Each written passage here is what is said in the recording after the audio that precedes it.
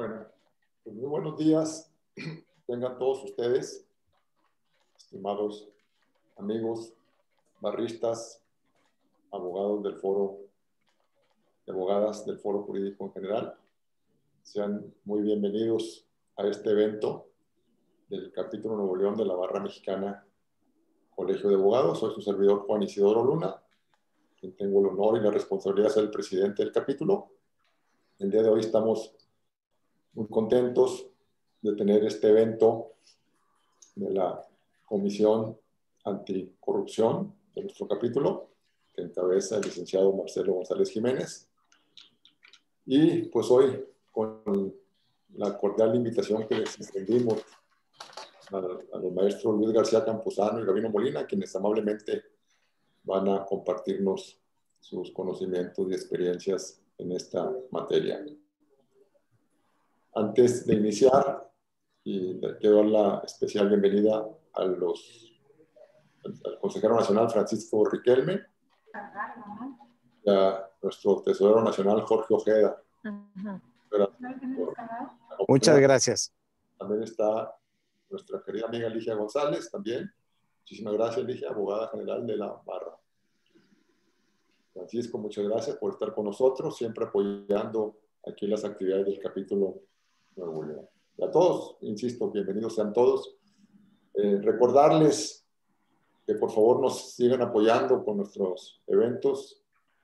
Síganos por favor en nuestras redes sociales. Tenemos página de Facebook, tenemos LinkedIn, tenemos Twitter, obviamente por correo electrónico.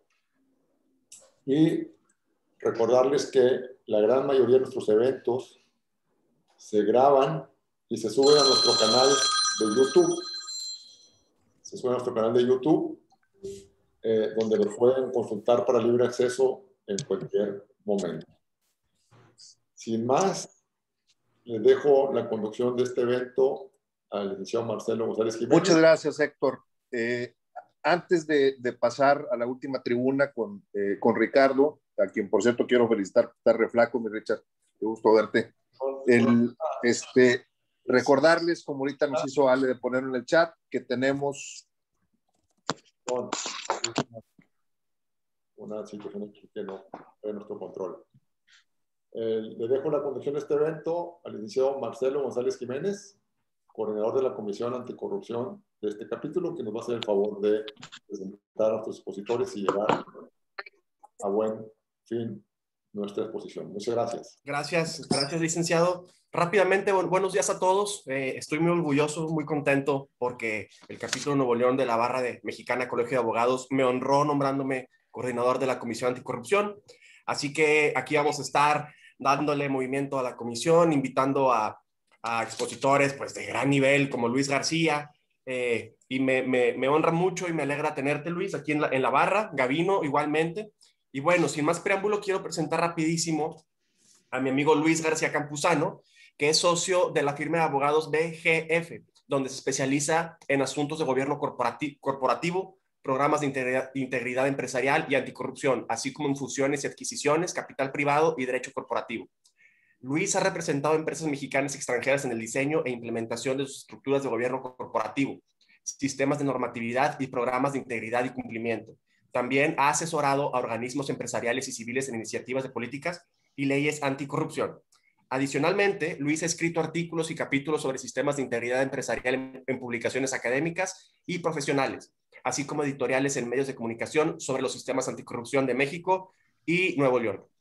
Luis ha participado activamente y ocupa posiciones de liderazgo en organizaciones e iniciativas de la sociedad civil para fomentar la participación ciudadana en la lucha contra la corrupción, así como para mejorar el marco legal en el contexto de los sistemas anticorrupción nacional y estatal. Luis, bienvenido, buenos días, y ahora sí le dejo la palabra a nuestro amigo Gabino Molina para que él sea quien conduzca nuestra charla.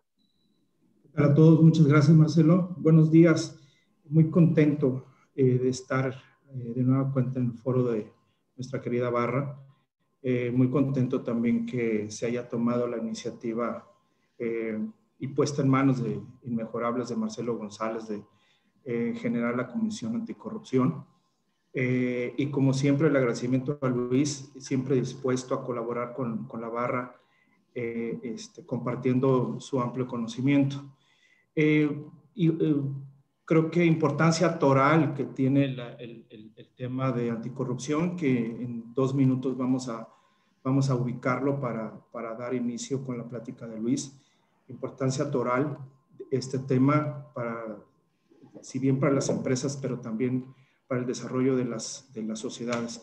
Por cierto, una disculpa, no sé qué pasó con mi video, pero bueno, lo importante es que se proyecte la imagen de Luis y su presentación. Les decía, importancia para el desarrollo de las sociedades y sobre todo, como es el punto de este tema, las repercusiones que puedan tener para las empresas. En las empresas, cuando se hace una prospección de riesgo, es muy importante el contexto. En ese sentido, la percepción que se tenga de los temas anticorrupción le sirven a las empresas para tener información sobre qué terreno están pisando. En ese sentido, por ejemplo, tenemos estadísticas en donde México, desgraciadamente, no está muy bien posicionado. El World Justice Project, en su score, México obtiene un puntaje general de 0.40, teniendo una nada honrosa posición 104. Ahí evidentemente los países escandinavos como Dinamarca, Suecia, Finlandia, Noruega se reparten los primeros 4 lugares. El score de México de 0.40 está basado en 8 conceptos, pero para el caso del tema de hoy, obtiene calificaciones como por ejemplo en cumplimiento regulatorio de 0.38, justicia civil 0.37, justicia penal 0.37, ausencia de corrupción 0.37, sobre la base de 1, ¿verdad? Y en el tema de percepción de corrupción, por mencionar solamente los países latinoamericanos, ocupa el lugar número 8, estando sobre de él países como por ejemplo Venezuela, y el mejor calificado es Chile y Uruguay.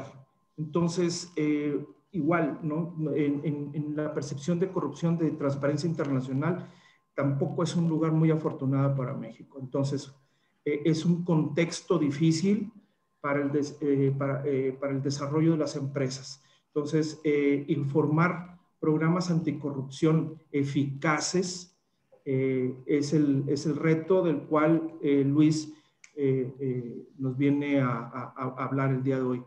Luis, te reiteramos el agradecimiento y pues todo tuyo el escenario. Muchas gracias, Gabino, Marcelo, Juan Isidoro, me da mucho gusto estar aquí con ustedes, les agradezco muchísimo la presentación y la oportunidad de tener estos diálogos. Los veo más como diálogos que como presentación, porque como vamos a ver, aquí hay varios temas de los que seguramente hay gente aquí que conoce mejor que yo. Y creo que en buena medida lo que necesitamos hacer es ir identificando y trabajando en equipo entre colegios, practicantes, academia, para ir tratando de pues, lograr alguna mejoría en estos temas tan complejos, ¿no? Y como complemento a lo que mencionó Gabino, ahora, yo creo que ese es un muy buen contexto porque pues entendemos que ese es el ambiente de negocios en el que tienen que operar empresas tanto mexicanas como extranjeras que tienen negocios en México. Pero dentro de los rankings, las listas que hacen organizaciones sobre cómo está México, cómo están otros países. Hay uno muy interesante, además del que mencionó Gabino, de Transparencia Internacional, que en general es el de percepciones el índice de percepciones de corrupción. Hay uno particularmente sobre la disposición o la proclividad de empresas a pagar sobornos, sobre todo sobornos en el extranjero. Le llaman en inglés el Bribe Payer Index. Es una índice menor, con un menor número de países que el CPI, que el de percepciones de corrupción, pero ahí México está en el nada honroso penúltimo lugar de una lista de, no me acuerdo cuántos países son, pero son de las principales economías del mundo. El único país que tiene empresas que tienen mayor proclividad al pago de sobornos es Rusia, ¿verdad? Entonces, está Rusia y México está arribita. Entonces, esto lo que significa, digo, creo, o más que lo que significa, quizás lo que indica es que también las empresas aquí en México pues se han tenido que adaptar a un modo de operar en el que desgraciadamente la corrupción es imperante. Y pues eso también ha generado pues prácticas que no deberían existir, o por lo menos deberían ser mucho menos presentes. Pero pues bueno, esperamos que con estos ejercicios y poco a poco, conforme vamos avanzando como sociedad, pues vayamos mejorando en estos temas, ¿verdad? Entonces, voy a compartir una presentación y terminando la presentación, volvemos hacia a cámara para vernos las caras y poder platicar y atender cualquier duda. Muy bien, a ver, si me permiten. Estoy. Okay. Pueden ver ahí la presentación, porque yo es lo único que puedo ver, entonces no. Sí la podemos ver, Luis. Excelente, perfecto, gracias, Marcelo, muy bien. Entonces, vamos muy brevemente a mencionar el contexto internacional, porque efectivamente, como mencionó Gavino y como vamos a ver, el panorama legal en temas anticorrupción para empresas en particular viene muy nutrido de experiencias internacionales en las que se han desarrollado, además de disposiciones legales, mejores prácticas y demás. Entonces, para entender exactamente lo que está pasando aquí en México y lo que se espera aquí en México, es importante tener este contexto internacional. No vamos a ahondar mucho en él, pero nada más hay que tenerlo como referencia, ¿verdad? Esto, en la medida en que se puede decir que tenga un origen, se ubica en Estados Unidos a través de la ley conocida como FCPA, ¿verdad? Que es la ley sobre prácticas corruptas en el extranjero, que básicamente pues fue una ley que sanciona a empresas y personas de Estados Unidos por sobornar a servidores públicos de otros países, ¿verdad? Entonces es una ley que sanciona a personas con vínculos de Estados Unidos, pero por cosas que hacen fuera de Estados Unidos.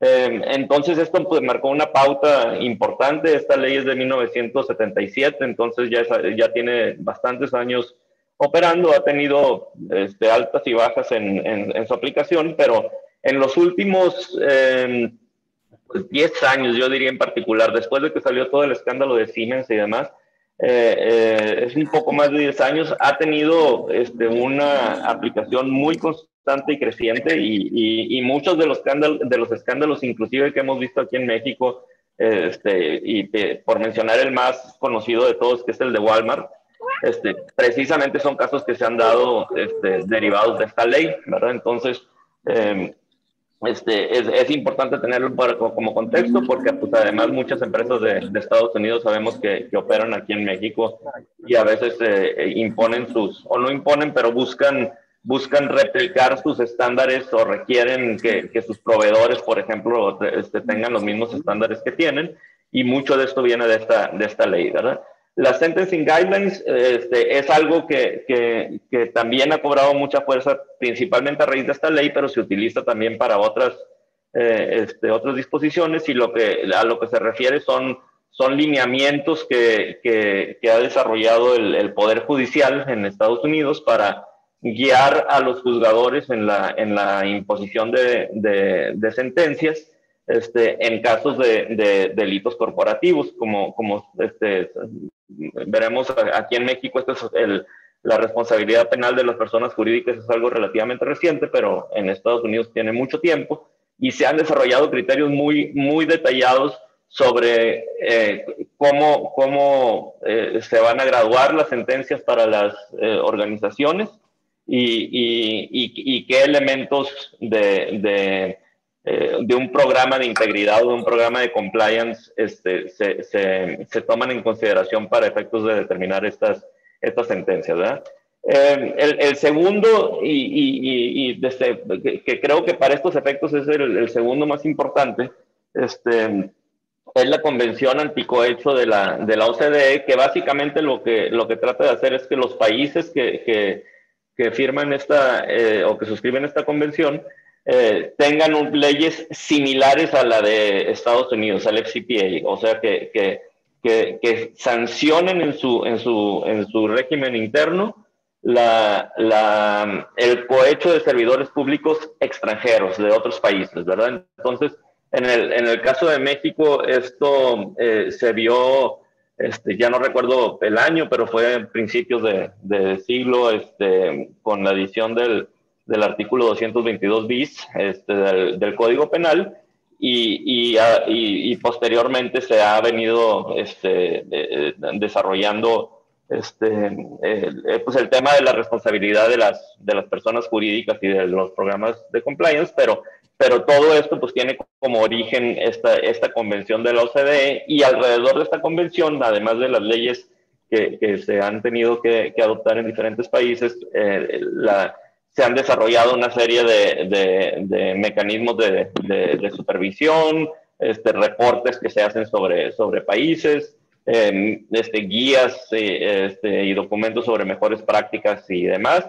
Entonces, de aquí pues también hay una fuente muy, muy rica de información sobre cómo se ha desarrollado el régimen aplicable a estos programas, ¿verdad? Los siguientes los vemos muy rápido, porque no porque no sean importantes, pero digamos que se han desarrollado principalmente a la luz de estas dos principales cuerpos, en la parte que se refiere a las empresas, ¿verdad? Porque también van más allá de las empresas, ¿verdad? Una, obviamente, es la Convención contra la Corrupción de la ONU, donde también establece ciertos requisitos para que los países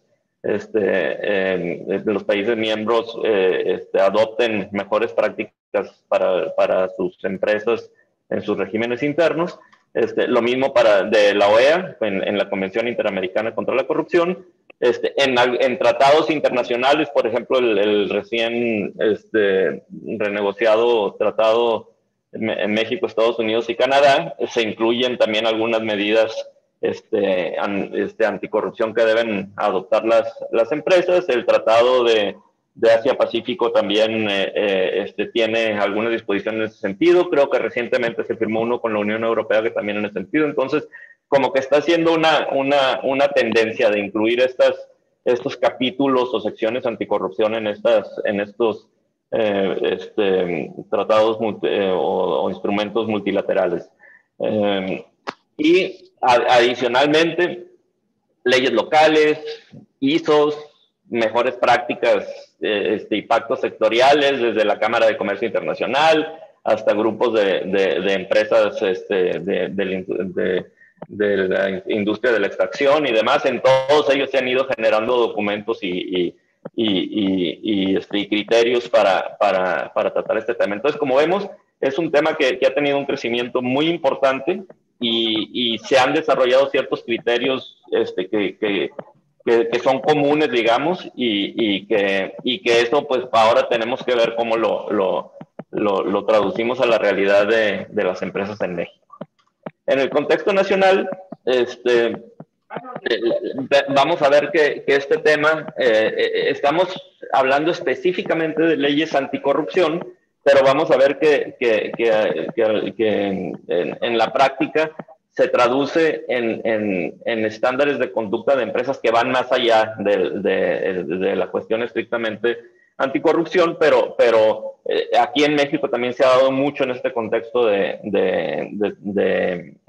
la lucha contra la corrupción, ¿verdad? Entonces, este tema está regulado tanto en leyes federales como estatales, desde la Constitución hasta las leyes penales y las leyes de responsabilidades administrativas, entre otras. Un ímpetu importante que se dio para este tema aquí en México fue la creación del Sistema Nacional Anticorrupción, porque ahí se previó precisamente en la Ley General de Responsabilidades Administrativas como que una visión un poco más más amplia de esto, de lo que ahí llaman políticas de integridad, que claramente están inspiradas en estos estándares y mejores prácticas internacionales.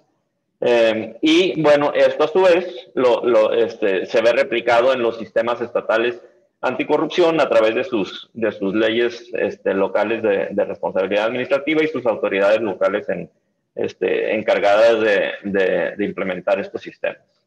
¿En qué se traducen las diferentes estas diferentes leyes, estándares y otros elementos de los que hemos estado hablando, tanto a nivel internacional como en México? Normalmente, en lo que se traduce para efectos prácticos en una empresa es que tengan estos llamados programas de compliance, políticas de integridad, como decimos que les llama la Ley General de Responsabilidades Administrativas. Hay diferentes terminologías, pero en esto se traduce lo que son programas de compliance, y aquí hay que tener cuidado porque es un término medio equívoco que se ha prestado, creo que, a confusión, porque hay gente que habla de compliance penal, hay gente que habla de compliance fiscal, hay gente que habla de compliance antilavado. Luego, en el ámbito del control interno, que por lo general está como parte de las áreas de finanzas o de contabilidad de las empresas, tienden a tener también una visión muy particular de lo que es el compliance, ¿verdad? Entonces, creo que uno de los retos que tenemos es también inclusive saber de qué estamos hablando cuando hablamos de compliance. Y la visión más amplia de esto, de un programa de compliance, es algo que en general aplica a toda la empresa, ¿verdad? Que en general aplica a toda la empresa y que se refiera a todas sus conductas para cumplir con leyes y con estándares de conducta. No nada más se trata de cumplir leyes, se trata de cumplir también códigos de ética, se trata de cumplir políticas internas, se trata de cumplir con estándares que no necesariamente están previstos en legislación. Todo esto normalmente lo vemos dentro de estos programas de compliance. ¿Y cuál es una palabra que se ha ido generalizando también a nivel internacional para tratar de evaluar si un programa de compliance realmente cumple con su propósito y no nada más es un programa de papel o es un programa mal diseñado? Es esta noción de efectividad, ¿verdad? Normalmente lo que la autoridad y lo que alguien evaluando un programa de compliance va a tratar de identificar es si el programa es efectivo, si tiene esta noción de efectividad. ¿En qué se traduce esto? Esto es de mi cosecha, entonces no lo tomen tampoco así como que algo muy, muy oficial, pero en mi concepto la noción de efectividad de un programa se traduce en que funcione de manera coordinada entre sus diferentes elementos y demuestre que reduce riesgos de incumplimiento de leyes, políticas y otras normas. Entonces, significa que el programa debe estar, como generalmente son sistemas complejos que abarcan diferentes instancias dentro de las organizaciones, necesita todo estar diseñado de una manera que funcione de manera armónica, y con coordinación y que demuestre, esta parte también es clave, que demuestre que reduce riesgos de incumplimiento de leyes, políticas y otras normas, ¿sabes? Entonces, por eso aquí la noción de efectividad pues está íntimamente vinculada con que se traduzca en un cambio cultural en las empresas y que se traduzca en que efectivamente la empresa diga, gracias a mi programa de compliance, a mi política de integridad, se lograron reducir estos riesgos o se detectaron estos problemas y se capacitó a la gente en estas cosas. Entonces, esta es una parte que es clave, ¿verdad? Y entonces, ¿en qué se traduce también estas leyes, estos elementos? Pues en una necesidad de coordinación y armonización entre las diferentes leyes, entre las diferentes normas, que tratan de regular el comportamiento y la responsabilidad de las empresas, como decíamos, principalmente en temas anticorrupción, porque de ahí vienen, pero también yendo más allá de eso. Entonces, ahora sí vamos a entrar aquí un poquito en la parte, esta parte está un poco compleja y no quiero a lo mejor perder demasiado tiempo, pero creo que es importante por lo menos sensibilizarnos de dónde está el problema, por lo menos desde mi perspectiva, ¿verdad? Si ya vimos que se necesita que los programas sean efectivos, ¿verdad? Para que y que va a ser el criterio que van a utilizar las autoridades para determinar si un programa de compliance está funcionando adecuadamente, pues tenemos que ver qué criterios van a utilizar las autoridades. Entonces, la pregunta es, ¿dónde está esta efectividad en las disposiciones legales aplicables en México? Por utilizar las tres más relevantes, o las que más se mencionan, es Código Nacional de Procedimientos Penales, Código Penal Federal y Ley General de Responsabilidades Administrativas. Entonces, en el Código Nacional de Procedimientos Penales vemos un concepto que es el del debido control. Entonces, dice, las personas jurídicas serán penalmente responsables, además de los delitos cometidos en su nombre, por su cuenta, en su beneficio o a través de los medios que proporcionen, cuando además se haya determinado que existió inobservancia del debido control en su organización. Entonces, aquí vemos un elemento negativo, ¿verdad? O sea, hay un concepto de debido control y en la medida en que hubo inobservancia de este concepto del debido control, hay responsabilidad penal de personas jurídicas, ¿verdad? Entonces tenemos que ver dos cosas, qué es debido control y en qué se traduce su inobservancia. Y luego vemos en el mismo código para la graduación de las penas, dice, para efectos de la individualización de las sanciones anteriores, el órgano jurisdiccional deberá tomar en consideración el grado de culpabilidad correspondiente, entre otros elementos, de conformidad con los siguientes: la magnitud de la inobservancia del debido control en su organización y la exigibilidad de conducirse conforme a la norma. Entonces, el juzgador pues, necesita tomar en consideración, ¿qué es debido control? ¿Hubo inobservancia del debido control? ¿Y cuál es la magnitud de esa inobservancia? Y en base a eso va a individualizar las sanciones. Perdón, una disculpa. Ok.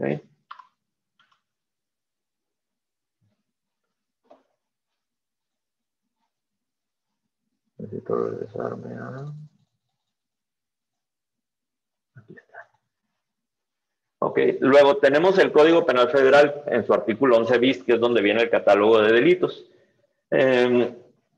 Entonces ahí dice que en todos los supuestos previstos en el artículo 422 del Código Nacional de Procedimientos Penales, que es lo que acabamos de ver sobre la responsabilidad penal de las personas jurídicas, las sanciones podrán atenuarse hasta en una cuarta parte si con anterioridad al hecho que se les imputa a las personas jurídicas contaban con un órgano de control permanente, y luego vienen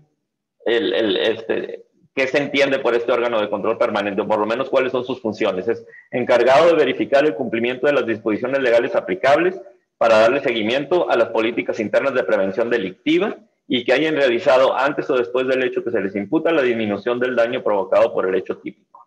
Entonces, después de que ya se determinó la responsabilidad de una persona jurídica por inobservancia del debido control, el juez todavía va a hacer un análisis de si existe un órgano de control permanente, y en la medida en que existe ese órgano de control permanente, puede haber una atenuación de sanciones.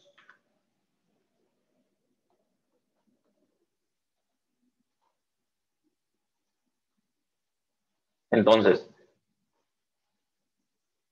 tenemos Código Nacional de Procedimientos Penales, tenemos Código Penal Federal, donde vienen estos conceptos, y la pregunta es, ¿la efectividad de un programa entonces se mide en función de la evaluación que se hace del debido control y del órgano de control permanente?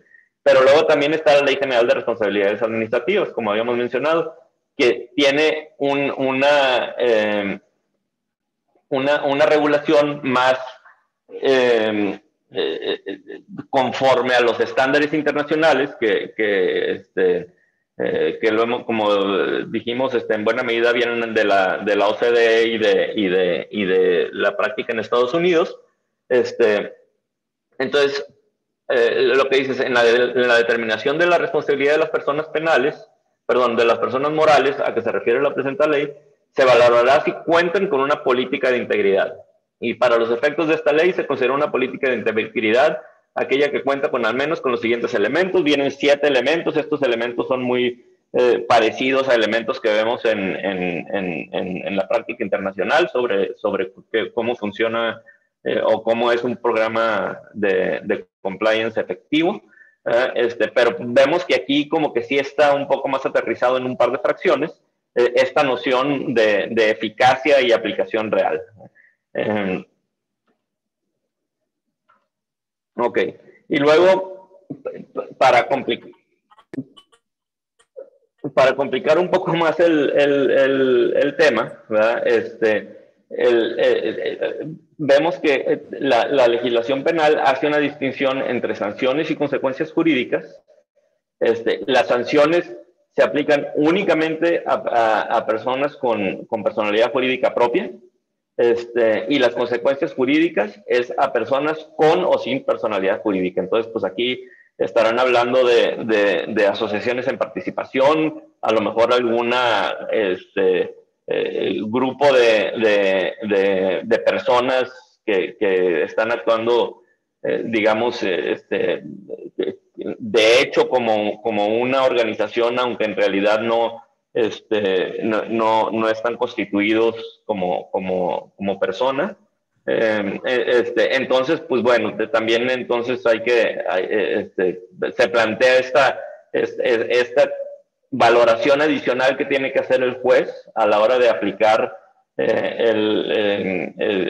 estos criterios, porque tiene que decir, ¿tiene personalidad jurídica o no tiene personalidad jurídica? Si tiene personalidad jurídica, entonces voy a aplicarle tanto sanciones como consecuencias, y si no tiene personalidad jurídica, le voy a aplicar únicamente consecuencias jurídicas. Y luego vamos a ver cómo esta distinción entre consecuencias jurídicas y sanciones no se aplica en todos los casos previstos para la responsabilidad, tanto en el Código Penal como en el Código Nacional de Procedimientos Penales. Entonces, vamos a tratar de hacer así como que un resumen de cuál es el análisis que tiene que hacer un juez al momento de evaluar la sentencia o la situación en cuanto a responsabilidad penal de personas jurídicas. Primero, hay que ver si hay responsabilidad. Entonces, primero se necesita ver si encuadra la conducta en el catálogo de delitos previsto en el artículo 11 bis del Código Penal Federal. Después, si está dentro de ese catálogo, si el acto fue cometido al nombre, por cuenta o en beneficio o a través de los medios que proporciona la persona jurídica. Y luego, si este concepto de que si existió inobservancia del debido control en su organización.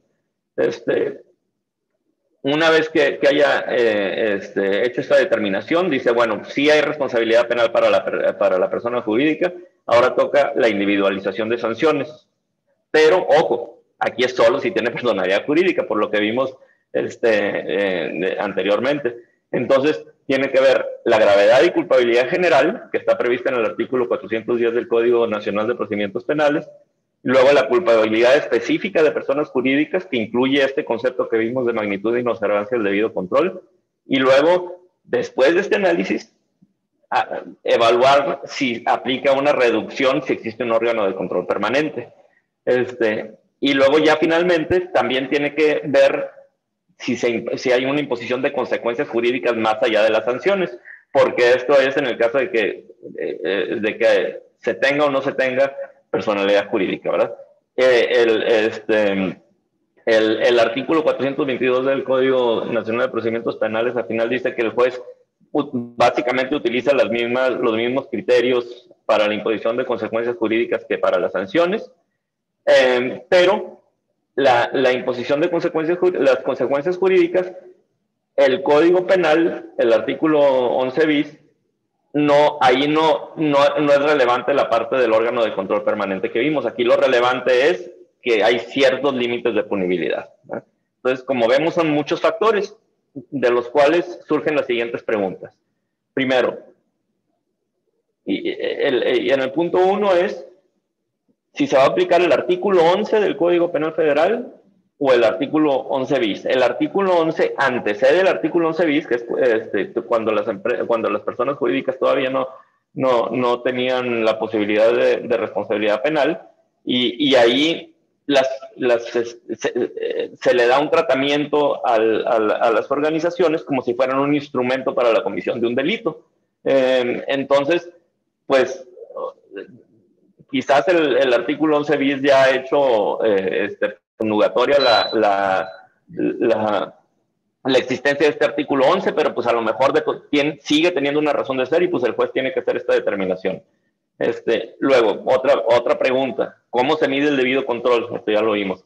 Y luego, esta distinción entre sanciones y consecuencias jurídicas, ¿cuál es la razón de esta distinción y cómo se van a tomar en consideración uno y otros conceptos a la hora de individualizarse? Y luego, se aplican consistentes estos términos entre el Código Penal Federal y el Código Nacional de Procedimientos Penales. Pues se deberían aplicar, pero pues esto se tendrá que ver en la práctica. ¿Cuál es la relación entre debido control como elemento del delito y órgano de control permanente como atenuante de sanción? ¿Qué criterios utilizará el juez para individualizar sanciones y consecuencias jurídicas por inobservancia del debido control? ¿Y qué criterios utilizará el juez para atenuar la sanción por existencia de órgano de control permanente? Y ojo, aquí estamos hablando exclusivamente en el caso de responsabilidad penal. Obviamente, si nos metemos al tema de responsabilidad administrativa que puede convivir con la responsabilidad penal, pues entonces también ahí puede haber un órgano jurisdiccional que también tenga que aplicar criterios para sancionar a una persona moral y pues de alguna manera tiene que haber una coordinación o por lo menos una consistencia de criterios en los dos casos, ¿no? Entonces, la parte en la que, por la que creo que este tipo de foros es muy importante es que creo que hay una necesidad de desarrollar y armonizar criterios ante tantos conceptos y tanta complejidad que hay detrás de este tema, ¿verdad? Entonces, se necesitan desarrollar por autoridades jurisdiccionales, que son los tribunales judiciales, tanto a nivel federal como estatal, pero también los tribunales administrativos, porque como vimos también aquí se trata de un tema de responsabilidad administrativa. Y adicionalmente también estos temas pueden tener relevancia en la aplicación de sanciones o en la evaluación de situaciones jurídicas directamente por algunas autoridades administrativas. Y aquí nada más pongo como ejemplo las auditorías, tanto la auditoría superior a nivel federal como las auditorías superiores en los estados, los órganos de control interno de las entidades de gobierno, la Comisión Nacional de Bancaria y de Valores tanto para las empresas que cotizan en bolsa, ¿verdad? Que sabemos que tienen unos estándares diferentes, como también las empresas que están dentro de actividades especializadas en el sistema financiero, que sabemos que ahí también este concepto de oficial de cumplimiento y necesidades de tener programas de control interno, son muy particulares, pero pues obviamente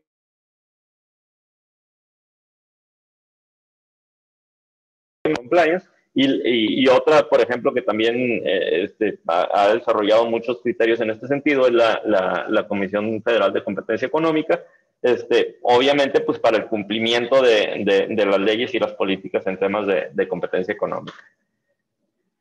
Entonces, como conclusión y ya para abrir el foro al diálogo, se requiere un esfuerzo coordinado entre autoridades, colegios, cámaras empresariales, organizaciones de la sociedad civil y universidades para tratar de ir convergiendo en criterios de evaluación de programas de compliance, ¿verdad? Y aquí entonces, ¿cuáles son algunos actores relevantes? Obviamente están los sistemas anticorrupción, ¿verdad? A nivel federal, el Consejo Coordinador del Sistema Nacional Anticorrupción creo que puede ser, y obviamente también su Secretaría Técnica pueden ser instancias muy relevantes para tratar de ir aterrizando estos conceptos. La misma Suprema Corte o a través de los consejos de la Judicatura se podría ver la viabilidad de hacer esquemas similares a los de estas sentencing guidelines en Estados Unidos para guiar a los jueces en cuanto a la individualización de sanciones. Obviamente colegios y barras de abogados, obviamente como en la que estamos ahora, pero por ejemplo la NADE también ha sido muy activa en esto y creo que aquí más que verse como competencia tiene mucho sentido pensar en cómo se pueden armar frentes comunes, universidades, como decíamos, el Consejo Coordinador Empresarial, Canaco, CAINTRA, otras cámaras que también han estado muy enfocadas en estos temas y obviamente las organizaciones de la sociedad civil como Transparencia Mexicana, INCO, ETOLAB y muchas otras que han ido surgiendo con el aumento en la relevancia de este tema. Entonces, creo que esto es el inicio, no el inicio porque es un diálogo que ya está en marcha, ¿verdad? Pero creo que esto lo que pretende es quizás subir de nivel esta conversación, identificar este problema porque ante esta incertidumbre pues las empresas es muy difícil saber exactamente qué es lo que pueden esperar de las autoridades cuando empiecen a aplicar estos criterios, sobre todo en materia penal, pero no exclusivamente en materia penal. Y por lo menos en lo personal no he visto yo que se esté haciendo un esfuerzo general en este sentido. Hay muchos esfuerzos individuales o por separado, pero no veo un esfuerzo por tratar de generar un consenso alrededor de estos conceptos entre los diferentes actores que pueden ser relevantes. Entonces, con esto termino. Les agradezco mucho su atención y a sus órdenes para cualquier duda o comentario. Luis, muchas gracias. Muchas gracias por tu participación. Creo que estarás de acuerdo conmigo en el sentido de que uno de los mayores riesgos que se corre cuando en temas de compliance es la dispersión. Y creo que lo has estructurado y lo has consolidado muy bien en términos del debido control, órganos de control permanente y política de integridad, que es donde encontramos los lineamientos y algo muy importante después de los lineamientos es la evidencia del cumplimiento y luego quién te va a calificar o quién va a procurar que estos dos primeros conceptos se den y por lo tanto tener niveles de cumplimiento. Creo que también otro punto que has dicho que es muy importante es la participación de los órganos o de los organismos sociales y de los organismos o instituciones públicos sociales. Y lo acabamos de ver ahora en las elecciones con el INE. ¿Sí? Entonces, que son órganos estos que procuran los equilibrios, que procuran las equidades. Entonces, es muy importante porque esto evidentemente no va a salir solo del compromiso del gobierno. Y hablando y voy a tomar tu concepto de efectividad o de eficacia. Veo, salvo mejor comentario, veo muy lejos que el Sistema Nacional Anticorrupción llegue a operar. Ya no digamos con eficacia o efectividad, simplemente que llegue a operar. Lo desarrollaron conceptualmente tan complicado que es, no digo imposible, pero es muy difícil que llegue a operar. Ahora, le faltaría un elemento que yo veo ausente, que es la voluntad. ¿Sí? Entonces, digo, ejemplos hay muchos, ejemplos hay muchos para resaltar esa ausencia de voluntad. Entonces, eso digo, es un elemento que nada abona en los scores o en las calificaciones que tanto tú como yo mencionamos. Esto agrega un elemento importante a considerar para las empresas. De tal manera que creo, y aquí abro el foro para las preguntas, creo que cualquier programa anticorrupción de empresas tendrá que ser evidentemente voluntario y tendrá que ser un trabajo de elevar los niveles de conciencia hacia el interior. Porque, insisto, no vamos a dejarlo todo del lado del gobierno, de la parte oficial.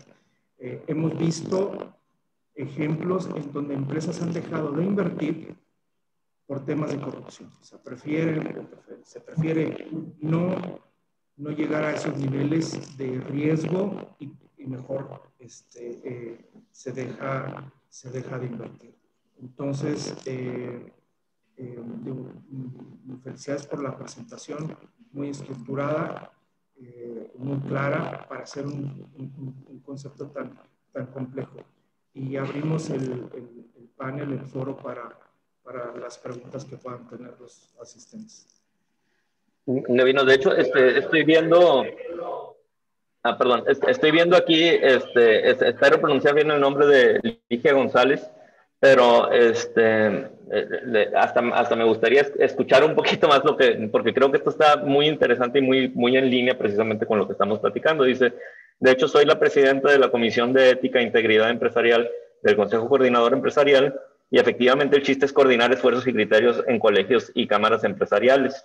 Entonces, me gustaría, digo, creo que ya con esto, pues, ya estamos identificando que efectivamente hay muchas otras voces y muchos otros actores que necesitamos coordinarnos. Entonces, no sé, Ligia, perdón por si abuso en pedirte que desarrolles un poquito más esta idea, pero ¿cómo piensas tú que quizás podríamos seguir trabajando en esto y tratar de que por lo menos se unifiquen ahí varias voces que hasta ahora están dispersas? Muchas gracias. Sí, perdón, trato de abrir el video, pero no está autorizado, sin embargo, no pasa nada. Muchas gracias. No, lo que pasa es que desde hace 3 años estoy yo trabajando con el CCE estos temas y efectivamente,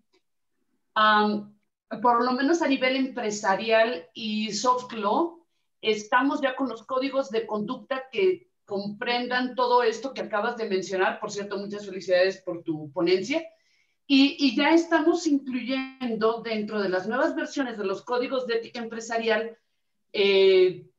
transversalmente todo lo que implica una conducta empresarial e integridad, que no solamente es anticorrupción, claro que es una de las partes más importantes, sino también aquellos temas que pueden ocasionar graves riesgos para que las empresas continúen su sobrevivencia, por riesgos como, por ejemplo, el que se lleven a la cárcel a los directivos, el que te impongan multas altísimas, y estos tienen que ver con legalidad, tales como competencia económica, protección de datos personales, claro que responsabilidad penal de las empresas, todos los temas laborales nuevos que hacen que se rompa el velo corporativo.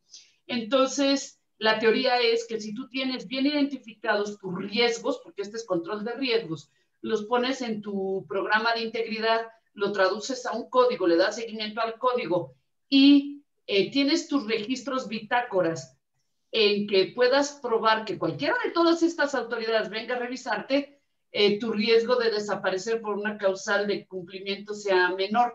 Ahora, ¿cómo lo podemos transmitir? Pues mira, lo que estamos haciendo en el Consejo Coordinador Empresarial es evangelizar literalmente a todos nuestros asociados a través de explicar estos temas y darle las herramientas que ya existen para que puedan hacer sus programas de integridad, sobre todo pymes que no tienen recursos para hacerlo. Y una de las cosas que es muy importante es trabajar con abogados y con contadores, porque tanto abogados como contadores son instrumentos fundamentales para que en el trabajo del día con las empresas perfectamente conozcan estos temas, le pregunten cuál es tu código de integridad. Oye, no tengo. Perfecto, te voy a ayudar a hacerlo. ¿Cómo? No te preocupes, es gratis. Las herramientas ya están, tanto de la OCDE como de la ONU, como de Consejo Coordinador Empresarial, ICC y Coparmex, y casi todas te llevan al mismo lugar, a un sistema de integridad completo. Entonces, tu abogado decirle, y esto es lo que en los colegios de abogados y de contadores tenemos que transmitir, ayúdenos todos ustedes a llevarle esta receta a sus clientes para que en automático todos ya estén con un programa de integridad completo. Si los colegios de abogados, los colegios de contadores se suman a este esfuerzo, toman las herramientas que ya existen y se las entregan, vamos a hacer que por lo menos desde el punto de vista preventivo, todas las empresas, sobre todo las pymes, nos preocupan mucho, estén con un riesgo razonable, medido y conocido. Punto y aparte, el Sistema Nacional Anticorrupción efectivamente necesita... sí, claro, todo el mundo lo ha dicho y aquí tenemos a un gran experto que no está el día de hoy, pero que es de lo mejor que hay, que es Sergio Guacuja, por ejemplo, en Navarra. El problema, creo yo, sí tiene un tema de regulación, pero no es tanto eso, sino como bien dicen ustedes, las cuestiones de ejecución de cómo está diseñado hoy el Sistema Nacional Anticorrupción, porque políticamente no se le ha querido dar recursos suficientes.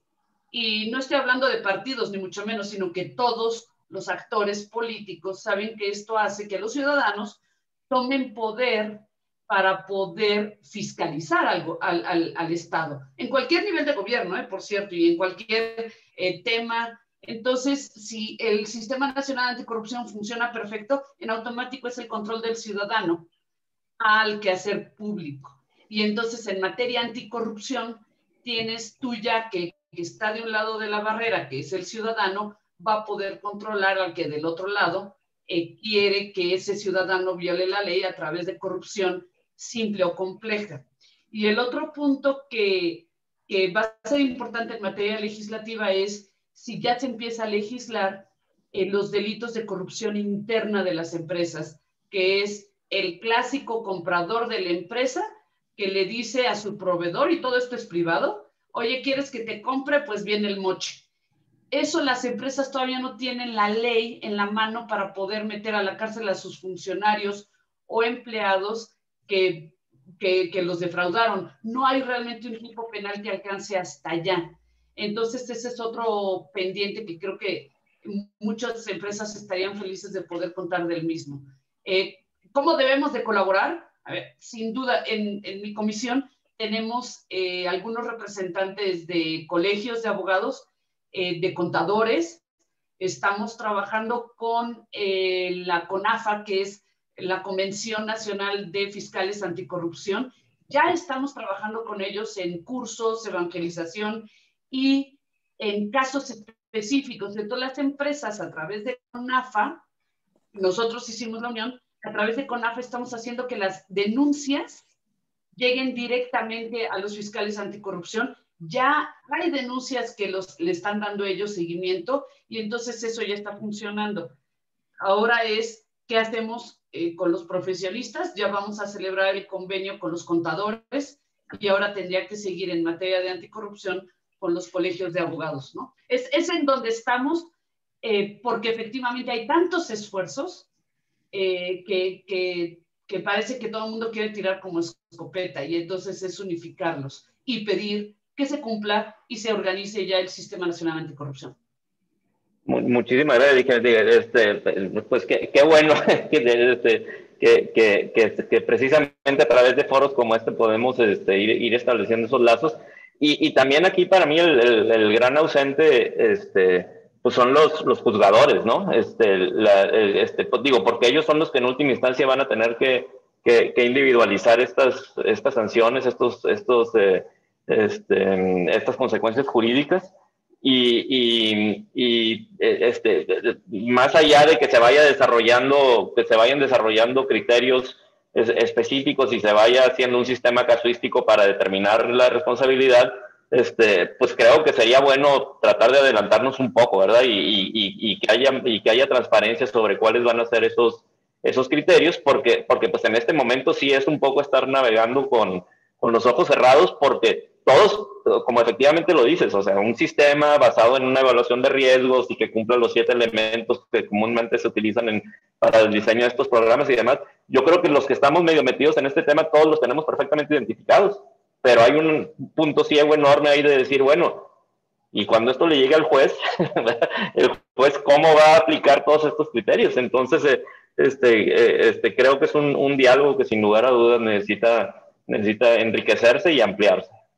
Estoy totalmente de acuerdo contigo y creo que el último punto a hacer notar es que se ha hecho mucha atención en la nueva ley orgánica del Poder Judicial, de lo que estás comentando, del famoso 13 transitorio, pero hay un tema fundamental que fue el traslado de lo que viene de la ley de responsabilidades administrativas ya en la ley orgánica y que va directamente a las personas privadas. Exacto, y se ha mencionado muy poco, tienes toda la razón.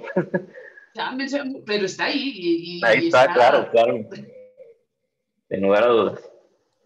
Aprovechando el comercial y la mención que hizo Ligia del maestro Sergio Guacuja, va a estar con nosotros el día 22 de este mes en un evento que está pasando con el combate en la corrupción en México. Un evento que el día 22 de junio a las 18 horas, perdón. Entonces vamos a estar informando para que nos acompañen también. Y quiero dar la bienvenida también, porque aquí está con nosotros Cristina Vizcaíno, segunda vicepresidenta de la Barra Mexicana del Colegio de Abogados, que nos está acompañando. Adelante, Luis, perdón por la interrupción y los comerciales. No, digo, pues ya te está cerrando la hora, pero con mucho gusto, si hay alguna otra duda, algún otro comentario, lo comentamos aquí, o si no, pues obviamente siempre quedan canales de comunicación abiertos, ¿no?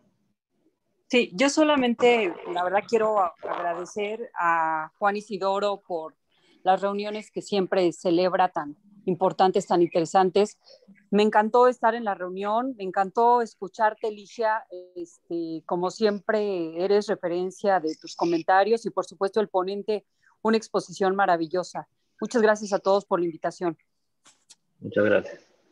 Gracias, vicepresidenta. Bueno, vamos a hacer entrega de este pequeño reconocimiento a nuestro querido amigo Luis García Campuzano, quien varias veces nos está apoyando aquí en la barra, siempre está presente, siempre dispuesto a colaborar y compartirnos su amplia experiencia y conocimiento.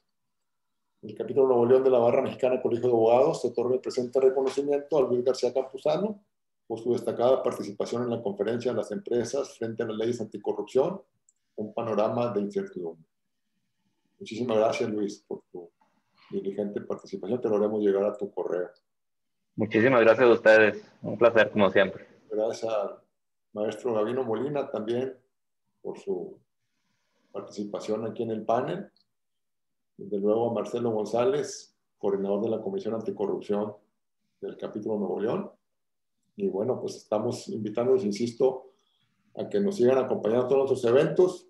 Estamos tratando de diversificarlos lo más posible en todas las materias y ramas de interés del derecho para que también la participación se amplíe y bueno, pues genere interés como este que menciona Ligia también, que tenemos que compartir todos y colaborar para que en realidad estos sistemas anticorrupción